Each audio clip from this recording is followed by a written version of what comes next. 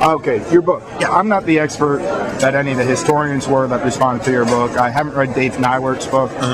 So I'm coming at this from a really surface level. Sure. But I understand you made the case that the left has roots in fascism, at least more than the right does. But what I've seen in popular media and, just over the last 10 years, you've seen Rush Limbaugh call for the death, or maybe not Rush Limbaugh, but you've seen some talk radio show hosts call for the death of the reporters that exposed the NSA wiretapping scandal and said, they should be tried for treason and all the rest. Isn't that kind of extreme reaction to political dissent? And I can give you an example after example after example. And I can come back to you with example after example of people on the left saying extreme and silly things. But calling for their political opponents to be put to death? John Kerry belonged to an organization that actually had meetings about assassinating U.S. senators. It wasn't a rhetorical assassination. It was literally they had meetings. And that guy was the Democratic nominee in 2004.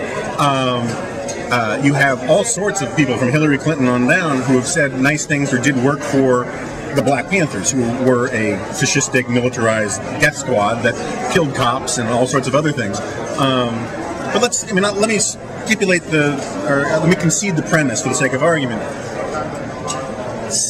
Endorsing violence, right, or endorsing extremism, even at the rhetorical level or the real level, right? That is a pretty tenuous definition of fascism, unless your definition of fascism is bad, right? And one of the first things I like to do when I have these sorts of arguments is simply say, someone will point out something fascistic about the right or something right-wing about fascists. And then I'll say, okay, well, let's look at what communists did. Let's look at what socialists did, not counting the National Socialists of Germany. And one of the big things is, Hitler cracked down on labor unions, right? And they say, isn't this proof, he was against the union movement, that means he was a right-winger. How did independent labor unions do under Castro or Mao or Stalin? And so I'm not saying, that cracking down on labor unions is fascistic necessarily, or right-wing. It's just simply an anatomical feature of basically all totalitarian regimes. Likewise, advocating violence is a hallmark of every major totalitarian regime of the 20th century. Mao killed 65 million people. Stalin killed at least 20 million people. So, you sort of have to have these definitions that are applied uniformly to both sides. When Alec Baldwin screamed on Letterman, I remember just because it came into my head, that Henry Hyde should be stoned to death.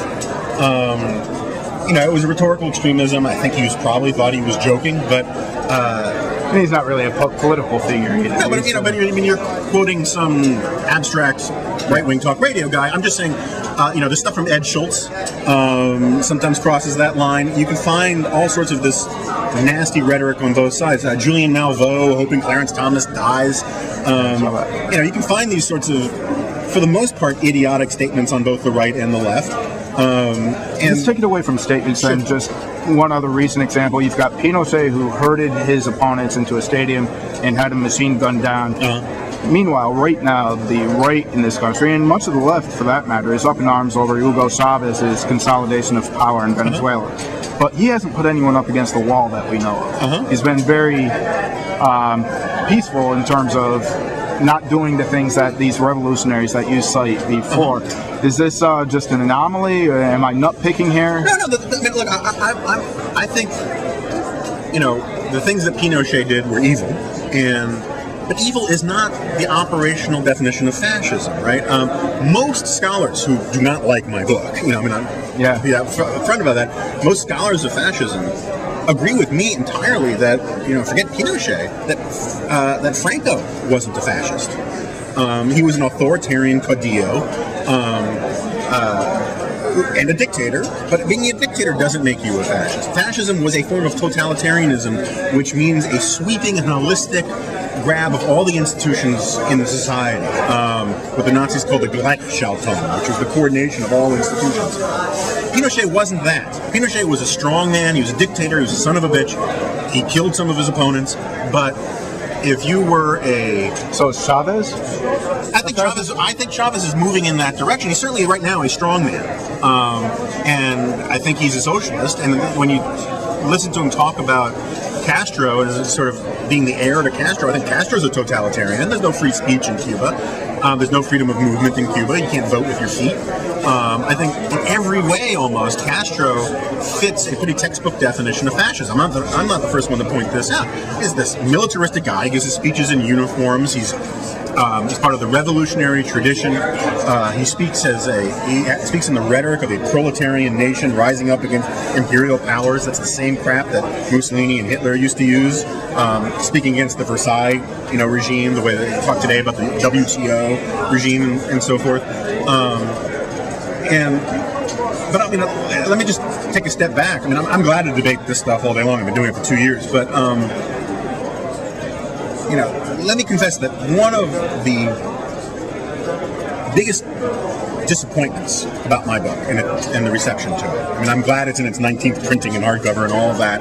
And frankly, I think I had by far the best of the argument with all those historians at the History News Network, and I think Dave Nightworth's basically a buffoon. But let me concede that one of my real hopes was that I was going to help inter the word fascist, that people were going to stop using it. And instead, it's, to my dismay, has somewhat become sort of a bipartisan epithet now.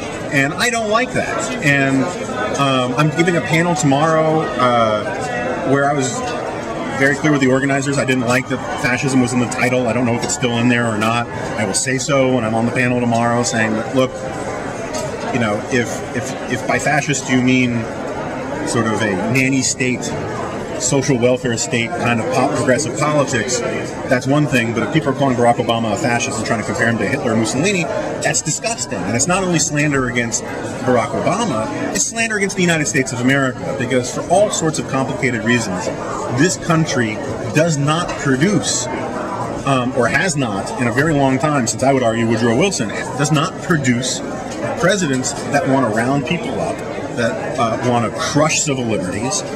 George Bush wasn't a fascist. Barack Obama is not a fascist. If by fascist you mean Mussolinian or Hitlerian. But instead we've gotten this sort of diuretic spread of the word fascist out there that is really problematic. You'd like to turn it into Nazi, where the first invocation of the term is you lose the debate? Well, look, there are two choices. One is Nazi, for good reasons, is a more evil word than fascist, right? The Italian fascists were not in the Holocaust business, and it's a terrible slander against the Italians to think that they were as gung-ho as the Nazis were about eliminating the Jews. They simply weren't. The Italians did incredibly brave things to protect Jewish lives during World War II. More, in many ways, than the United States did, and then Great Britain did, and then a lot of countries did. They were on the wrong side of the war, which is a big problem, but they actually sent troops into harm's way to save Jewish lives from Hitler, from their ally, which was a tough call.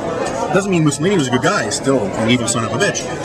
But my point is that people hurl around the word Nazi and fascist as if they're the same thing. They're not the same thing.